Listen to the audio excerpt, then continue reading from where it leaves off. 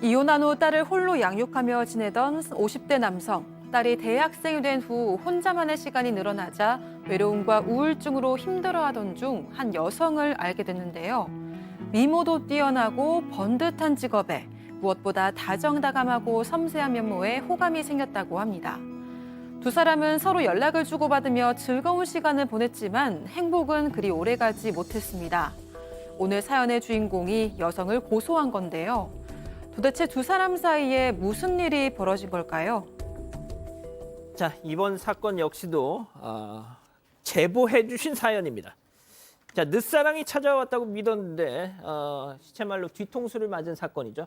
제보자는 여성과 처음에 어떻게 해서 만나게 된 거죠? 네, 일단 이 남성은요, 아주 오래전에 이 30살 때 결혼을 한번 했습니다. 그런데 6개월 만에 이혼을 했고, 이 당시에 5개월 난 딸이 있었는데 22년 동안 혼자 키워왔다고 합니다. 그런데 이 딸이 대학생이 된 후에요, 극심한 외로움을 겪게 됐고 또 우울증까지 앓게 됐습니다.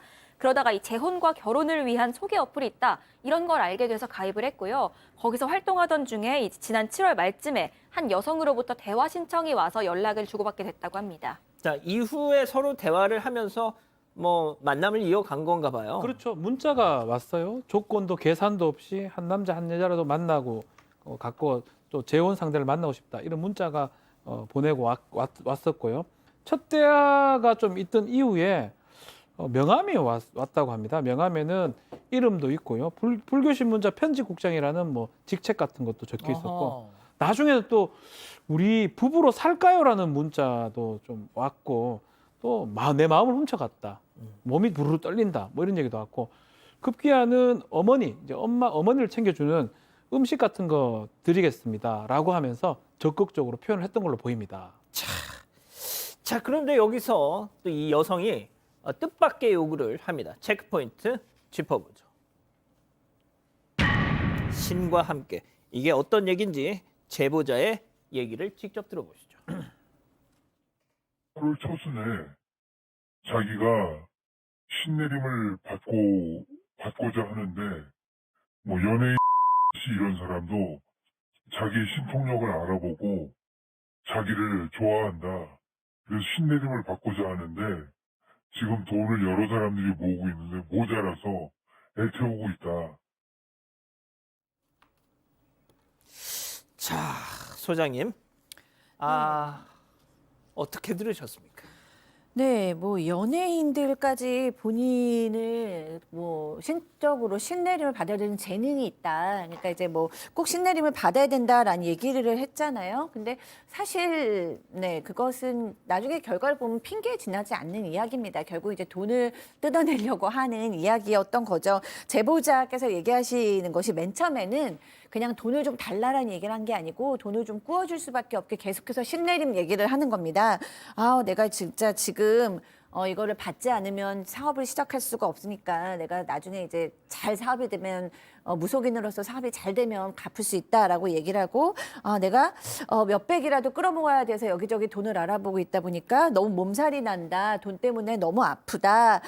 정말 돈이 조금만 더 있었으면 좋겠는데 이런 식으로 얘기를 하다가 나중에는 이제 나 점집을 차려야 되니까 돈을 좀 달라라고 얘기를 해서 이제 줄 수밖에 없었던 그런 상황이 되었습니다. 자, 이혼한 후에 딸을 홀로 양육하면서 지냈던 50대 남성. 정말 인생 중년 후반기에 찾아온 사랑. 결국 돈을 빌려준 건가요? 그렇습니다. 지금 외롭게 살던 50대 남성이 사실은 이게 일종의 로맨스 스캠을 당한 건데요.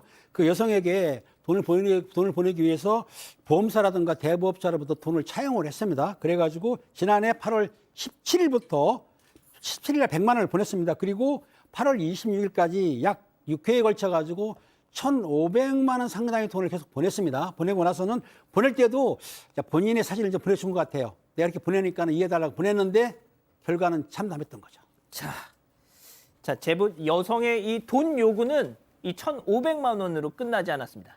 계속해서 들어보시죠. 마지막으로 300을 더 요구하더라고요. 그러면서 강남경찰서인데 300이 없으면은 일을 진행을 못하고 자기가 감방에 갈지도 모른다. 그래서 그때는 이미 눈치를 채고 냉정하게 돈이 없어요. 그랬더니 당분간 제가 연락이 없더라도 찾지 마세요. 그러면서 잠수를 타더라고요. 한 달 동안. 의심을 했었어야 될 것 같은데. 네, 근데 의심조차 처음에는 하지 않았다고 합니다. 일단 제보자가 말하기로는요, 사당은 개업할 예정이라고는 했는데 어딘지 알려주질 않았다는 겁니다. 신내림을 우선 받아야지 활동할 수 있다고 했기 때문에 확인할 도리가 없었다고 하고요.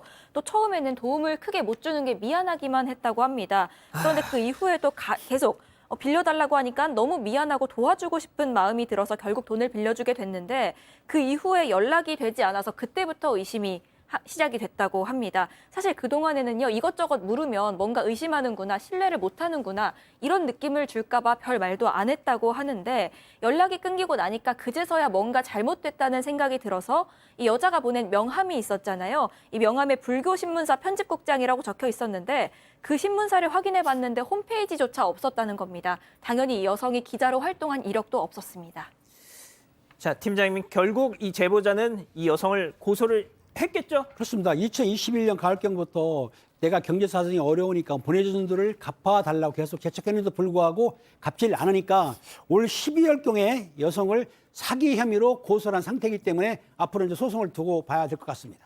그 연락이 되고 있을까요, 지금은? 그러니까 이제 계속해서 연락을 하면 뭐 돈을 준다, 계좌번호를 달라 이런 식으로 얘기를 해왔어요. 재작년, 지난해부터. 그렇지만 이제 결국 돈을 보내준 적은 없었습니다. 근데 오늘 연락을 했다고요. 아, 오늘요? 네, 오늘 이 내용 방송에 나간다. 이렇게 이제 얘기를 했대요. 아, 지금 보시는 저게 오늘 주고받은 카톡이라고 합니다. 네. 그러니까 이제 그 여성에게서 단문이 왔는데 왜 이렇게 저한테 힘들게 하느냐. 정말 조윤인연으로 시작했던 건데 이렇게 힘들게 할 수가 있느냐라고 얘기를 하면서 사람을 죽음으로까지 몰아갈 것이냐. 뭐 이렇게 얘기를 하고 일단 계좌번호 주면 내년 1월부터 조금씩 드리고 3월 달까지는 다 완납하겠다라고 대답을 했다고 합니다. 박 변호사님, 네. 그거예요. 오늘 사건 반장에 당신 당신 내용 지금 방송할 거야 하니까 갚겠습니다. 저것도 이제 갚아야 갚는 거입니다. 그렇죠.